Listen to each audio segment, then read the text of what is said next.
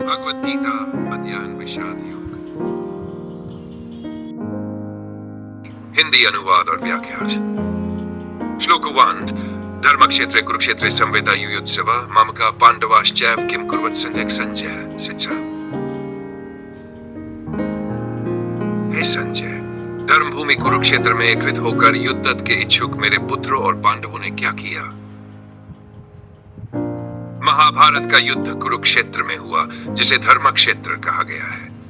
धृतराष्ट्र को पहले से ही आशंका थी कि धर्म की भूमि पर अधर्म कौरव की हार होगी।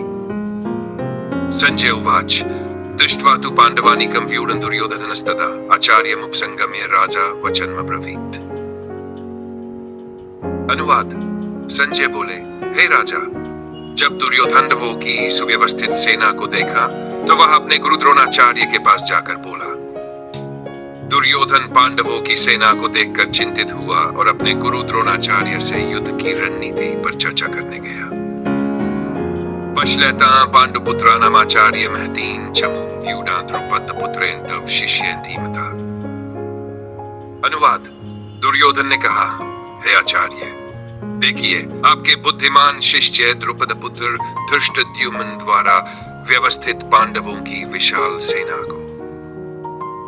दुर्योधन गुरु द्रोणाचार्य को याद दिलाता है कि जो द्रोणाचार्य के शत्रु राजा द्रुपद का पुत्र था, पांडवों की सेना का सेनापति है। यह सुनकर द्रोणाचार्य को भी दुख हुआ होगा, क्योंकि धृष्टद्युम्न का जन्म ही द्रोणाचार्य को मारने के लिए हुआ था। अतर्शूरा महेश्वासा भीमार्जुन समायुधि युधानो विराच्य द्रुपदश्च महारथ। अनुवाद। इस सेना में अनेक महान योद्धा है, जो युद्ध में भीम और अर्जुन के समान वीर है, जैसे युद्ध सात्विकी, विराट और महारथी द्रुपद।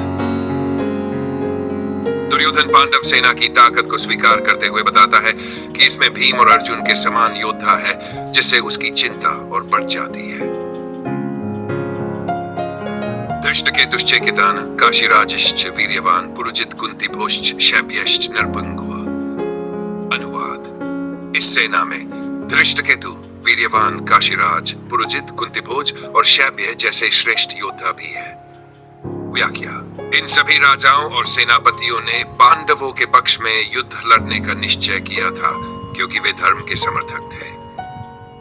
संक्षेप में सारांश। धृतराष्ट्र युद्ध के बारे में संजय से पूछते हैं।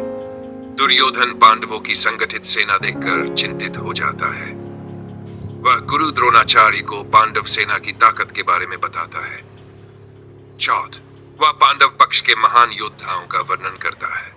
सीख, अधर्म पर चलने वालों को अंततः हार का भय सताने लगता है। धर्म की रक्षा के लिए कई महापुरुष हमेशा आगे आते हैं। एकता और सही रणनीति किसी भी युद्ध में जीत दिला सकती है।